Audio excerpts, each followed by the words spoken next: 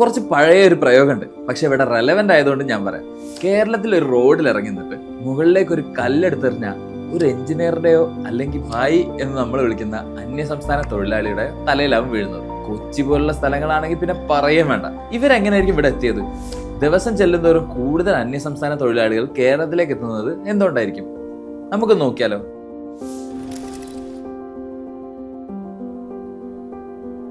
1970 മുതൽ 1980 വരെയുള്ള പീരീഡിൽ കേരളത്തിൽ നിന്നുള്ള യുവാക്കൾ ഗൾഫ് കൺട്രീസിലേക്ക് ജോലി അന്വേഷിച്ച് പോയി തുടങ്ങി. അതിനുശേഷം നമ്മുടെ എക്കണോമിയിൽ വന്ന നല്ല ചേഞ്ചസ് വളരെ വിസിബിൾ ആയിരുന്നു.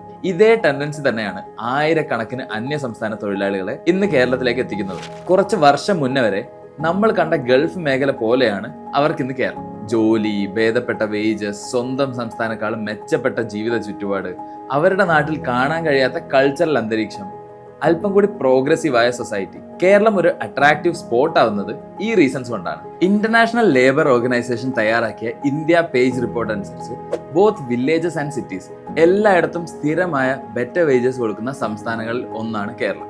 കൃഷിക്ക് പുറമേ ഉള്ള ജോലികൾക്ക് 700 രൂപയ്ക്ക് മുകളിലാണ് കൂലി.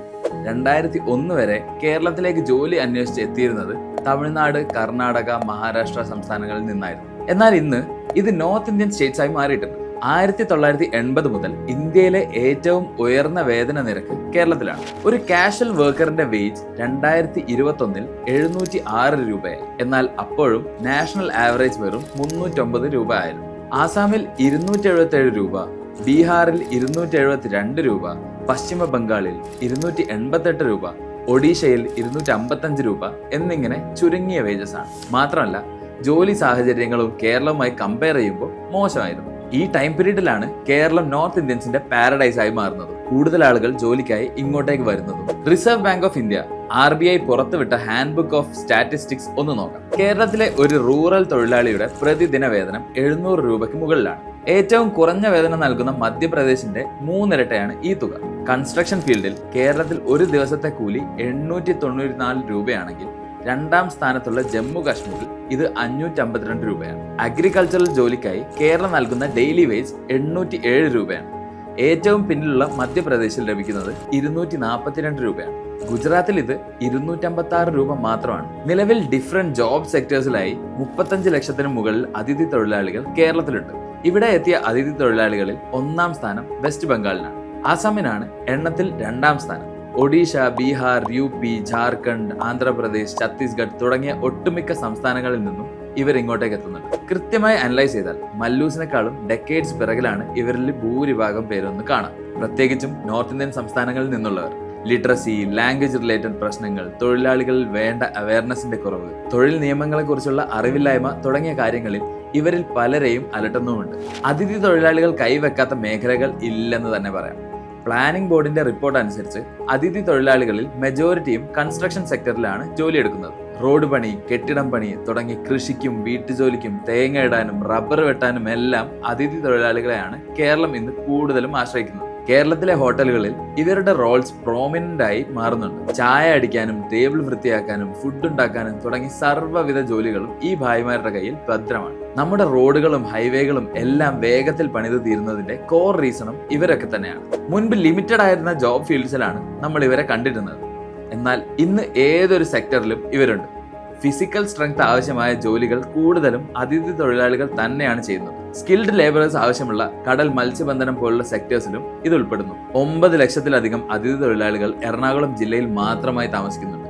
തിരുവനന്തപുരം, പാലക്കാട്, കോഴിക്കോട് തുടങ്ങിയ ജില്ലകളിലെയും എണ്ണം ഏറെക്കുറെ അടുത്തു തന്നെ വരും. ഇത്തരത്തിൽ കുടിയേറി പാർത്ത് കേരളത്തിൽ കുടുംബമായി ജീവിക്കുന്നവരും ഒരുപാടുണ്ട്. 800 മുതൽ 1200 രൂപ വരെ ദിവസവേതനം ലഭിക്കുന്ന അതിഥി തൊഴിലാളികൾ ഇന്ന് കേരളത്തിലുണ്ട്. ഇവിടെ വന്ന് നമ്മുടെ സൊസൈറ്റിയുടെ ഭാഗമായി മാറിയവരും കുറവല്ല. കുടുംബത്തോടൊപ്പം താമസിച്ച് മക്കളെ ഇവിടുത്തെ സ്കൂളിൽ അയച്ച് പഠിപ്പിക്കുന്നവർ, മലയാളം പച്ചവെള്ളം പോലെ വഴങ്ങുന്നവർ, അങ്ങനെ ഒരുപാട് പേർ. സെന്റ് പോൾസ് മാർത്തോമ പള്ളിയിൽ ആദ്യത്തെ അന്യസംസ്ഥാന കപ്പ്യാരായി സേവനം ചെയ്ത പ്രകാശ് കണ്ടുൽനയ എന്ന ജാർഖണ്ഡ് സ്വദേശിയെ കുറിച്ച് കേട്ടിട്ടില്ലേ? വ്ളോഗറും ഇൻഫ്ലുവൻസറുമായ മുബാറക് എന്ന ഉത്തർപ്രദേശുകാരൻ ഇവിടെ വന്ന് മല്ലു ഓഡിയൻസിന്റെ ഫേവറേറ്റ് ആയി മാറിയതാണ്. ജോലിക്കായി വന്ന് സ്വന്തമായ ഒരു ഇടം ഇവിടെ കണ്ടെത്തിയ ഒരുപാട് പേർ ഇനിയുമുണ്ട്. ഇനി അതിഥി തൊഴിലാളികളോടുള്ള നമ്മൾ മല്ലൂസിന്റെ മനോഭാവം ജസ്റ്റ് ചെക്ക് ചെയ്യാം. കാര്യം ഭായി ഭയ്യ എന്നൊക്കെ വിളിക്കുമെങ്കിലും മലയാളികൾ പൊതുവെ ഇവരെ എന്നും സെക്കൻഡ് ക്ലാസ് സിറ്റിസൺസ് ആയാണ് ട്രീറ്റ് ചെയ്യുന്നത് എന്നാണ് സത്യം. നമ്മുടെ സൊസൈറ്റിയുടെ ഒരു ഭാഗമായി ഇവരെ കണക്കാക്കാൻ പോലും ശ്രമിക്കുന്നു പോലും ഇല്ല. തൊഴിലിടങ്ങളിലും ഇവർ എക്സ്പ്ലോയിറ്റേഷൻസ് അനുഭവിക്കുന്നുണ്ട്. നീണ്ട ജോലി സമയം, ലഹരി വസ്തുക്കളുടെ ദുരുപയോഗം, സമൂഹത്തിൽ നിന്നുള്ള മാറ്റി നിർത്തലുകൾ എന്നിവയാണ് കേരളത്തിലെ കുടിയേറ്റ തൊഴിലാളികൾ ഇന്ന് ഫേസ് ചെയ്യുന്ന പ്രധാന പ്രശ്നങ്ങൾ. ഇതിൽ മെന്റൽ വെൽനസ് നോക്കിയാൽ ഇവർക്ക് ആങ്സൈറ്റി, ഡിപ്രഷൻ തുടങ്ങിയ പ്രശ്നങ്ങൾ ഉണ്ടെന്നാണ് മനസ്സിലാക്കാൻ കഴിയുന്നത്. മൈഗ്രേറ്റഡ് ലേബേഴ്സിനായി ഒരു സോഷ്യൽ സെക്യൂരിറ്റി പ്ലാൻ നടപ്പാക്കുന്ന ആദ്യത്തെ ഇന്ത്യൻ സംസ്ഥാനമാണ് കേരളം. നാഷണൽ ഹെൽത്ത് മിഷൻ വഴി കുടിയേറ്റ കുടുംബങ്ങൾക്ക് ആരോഗ്യം സംരക്ഷിക്കുന്നതിന് ലിങ്ക് വർക്കേഴ്സിനെയും കേരളം ഇൻട്രൊഡ്യൂസ് ചെയ്തിരുന്നു. ഇവിടെ എത്തുന്ന അതിഥി തൊഴിലാളികൾക്ക് അപ്ന ഘർ സ്കീം, ആവാസ് ഇൻഷുറൻസ് സ്കീം പോലുള്ള പദ്ധതികളിലൂടെ കേരള ഗവൺമെന്റ് സപ്പോർട്ട് നൽകുന്നുണ്ട്. ഡീസൽ ജനറേറ്റർ, CCTV അടക്കം സംവിധാനങ്ങളോട് കൂടിയ ഹോസ്റ്റലുകൾ എന്നിവ അപ്ന ഘർ എന്ന പദ്ധതിയിൽ ഇൻട്രൊഡ്യൂസ് ചെയ്തിട്ടുണ്ട്. മികച്ച വർക്കേഴ്സിനെ തിരഞ്ഞെടുത്ത് തൊഴിലാളി ശ്രേഷ്ഠ പുരസ്കാരം എന്ന പേരിൽ ഒരു റെക്കഗ്നിഷനും കൊടുത്തു വരുന്നു. പ്രൊഫഷണൽ സോഷ്യൽ വർക്കേഴ്സിന്റെ ഹെൽപ്പോടെ ഇവരുടെ വെൽബീയിങ്ങിനായുള്ള കാര്യങ്ങൾ ചെയ്യാൻ കഴിയുന്നുണ്ട്. തൊഴിലാളികളുടെ മെന്റൽ ആൻഡ് ഫിസിക്കൽ പ്രശ്നങ്ങൾ, അടിച്ചമർത്തലിന്റെ പ്രശ്നങ്ങൾ, എക്സ്പ്ലോയിറ്റേഷൻ, മറ്റ് സാമൂഹിക പ്രശ്നങ്ങൾ ഇവയിൽ നേരിട്ട് ഇടപെടാനും കഴിയും. സർക്കാരും അതിഥി തൊഴിലാളികളുടെ ഇടയിൽ പ്രവർത്തിക്കുന്ന ഓർഗനൈസേഷൻസും ഒരുമിച്ച് പ്രവർത്തിക്കുമ്പോൾ പ്രശ്നങ്ങളെ കൃത്യമായി മനസ്സിലാക്കി അതനുസരിച്ച് നിയമങ്ങൾ രൂപപ്പെടുത്താനും നടപടിയെടുക്കാനും കഴിയും. ദിവസം 800 മുതൽ 1200 രൂപ വരെ അധ്വാനിച്ചുണ്ടാക്കുന്ന നമ്മുടെ ഭായിമാർ ഈ കാശ് നല്ല രീതിയിൽ സേവ് ചെയ്യുന്നുണ്ട്. ഇവരുടെ സേവിങ്സ് കണ്ട് കഴിഞ്ഞ ദിവസം ഞാൻ നന്നായിട്ടൊന്ന് ഞെട്ടി. കാരണം നമ്മുടെ നാട്ടിൽ പലർക്കും ജാർ ആപ്പ് ഒന്നും അറിയില്ലെങ്കിലും ഇവർക്ക് പലർക്കും ജാർ ആപ്പിൽ ഓൾറെഡി അക്കൗണ്ട് ഉണ്ട്, ഓൾറെഡി അവർക്ക് ഗോൾഡിൽ സേവിങ്സ് ഉണ്ട്.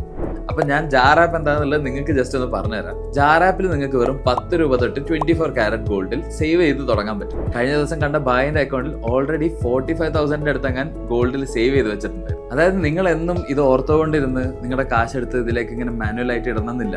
നിങ്ങൾ ജസ്റ്റ് ഒരു ഓട്ടോ പേ സെറ്റ് ചെയ്ത് വെക്കുകയാണെങ്കിൽ വെറും 10 രൂപ തൊട്ട് 24 കാരറ്റ് ഗോൾഡ് നിങ്ങളുടെ അക്കൗണ്ടിൽ നിന്നും ജാറിന്റെ വാലറ്റിലേക്ക് ഇങ്ങനെ സേവ് ആയിക്കൊണ്ടേയിരിക്കും.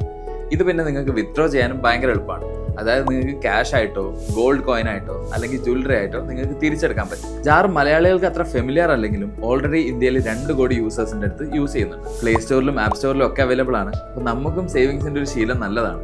അപ്പം എല്ലാവരും ഒന്ന് ചെക്കൗട്ട് ചെയ്ത് നോക്കാം. കേരളത്തിലേക്ക് തൊഴിലിനായി എത്തുന്ന കുടിയേറ്റ തൊഴിലാളികൾക്ക് വൃത്തിയോടുകൂടിയുള്ള താമസ സൗകര്യത്തിനും ആരോഗ്യ ഇൻഷുറൻസിനുമായി സ്കീംസ് ഇൻട്രൊഡ്യൂസ് ചെയ്തിട്ടുണ്ട്. ക്ഷേമനിധി അടക്കമുള്ള ക്ഷേമ പദ്ധതികളും ഇവർക്കായി കൊടുക്കുന്നുണ്ട്. ഇങ്ങനെയൊക്കെ ആണെങ്കിലും ഇവിടെ എത്തിയതിനു ശേഷം ക്രിമിനൽ ആക്ടിവിറ്റീസിലേക്ക് തിരിയുന്നവരുടെ എണ്ണവും അത്ര കുറവല്ല. ജിഷ കേസ് മുതൽ ചാന്ദിനി കേസ് വരെ ഉൾപ്പെടുന്ന ഇതര സംസ്ഥാന തൊഴിലാളികൾ പ്രതികളാവുന്ന കേസുകൾ ഉണ്ടാവുന്നുണ്ട്. ഇതിന്റെ മെയിൻ റീസൺ നിരോധിത ലഹരി ഉപയോഗമാണെന്ന് പിടിക്കപ്പെടുന്ന പല ക്രിമിനലുകളിലും കാണുന്നതാണ്. നമ്മൾ എല്ലാവരെയും പോലെ തന്നെ അവർക്കും നല്ലതും മോശവുമുണ്ട്. പക്ഷേ അതൊന്നും മുഴുവൻ സമൂഹത്തെ കുറ്റവാളികളാക്കുന്നില്ല. ഇത്തരം കാര്യങ്ങളിൽ ഒരു കൺട്രോൾ കൊണ്ടുവരിക എന്നത് മാത്രമാണ് ചെയ്യാനുള്ളത്. ഇവിടെ എത്തുന്ന അന്യസംസ്ഥാന തൊഴിലാളികൾ ഏതാണ്ട് പൂർണ്ണമായും സ്വകാര്യ മേഖലയുടെ കീഴിലാണ് പണിയെടുക്കുന്നത്. സർക്കാർ ജോലികളും അവർ സെറ്റാക്കുന്ന ഒരു ടൈം അത്ര ഡിസ്റ്റന്റ് അല്ല. കേരളത്തിന്റെ എക്കണോമിക് സ്ട്രക്ചറിനെ ഇന്നത്തെ രൂപത്തിൽ നിലനിർത്താൻ ഇവർ ഹെൽപ്പ് ചെയ്യുന്നു. നമ്മുടെ യൂത്ത് നല്ല ഓപ്പർച്യൂണിറ്റീസ് തപ്പി പുറത്തേക്ക് പോകുമ്പോൾ ഇവിടെ ചെയ്യേണ്ട ജോലികൾ ഇവർ ഏറ്റെടുത്ത് ചെയ്യുന്നു. അവരുടെ സേവനങ്ങൾ നെഗ്ലക്ട് ചെയ്യാൻ കഴിയില്ല. നമ്മൾ മലയാളികൾ ഇവരോടുള്ള മനോഭാവത്തിൽ കുറച്ച് മാറ്റം വരുത്തേണ്ടതായുണ്ട്. എല്ലാ ഇന്ത്യക്കാരും സഹോദരി സഹോദരന്മാരാവട്ടെ. ഭായിമാരുൾപ്പെടുന്ന ഈ ലേബർ എക്കോസിസ്റ്റത്തിലൂടെ കേരളവും കൂടുതൽ ഫ്ലറിഷ് ആവട്ടെ. അപ്പോൾ ഇതുപോലുള്ള കൂടുതൽ ഇൻഫോർമേറ്റീവ് വീഡിയോസിനായി ജാർ ആപ്പ് മലയാളം സബ്സ്ക്രൈബ് ചെയ്യൂ. പിന്നെ ജാർ ആപ്പ് ചെക്കൗട്ട് ചെയ്യാൻ മറക്കണ്ട, ഡൗൺലോഡ് ചെയ്തു.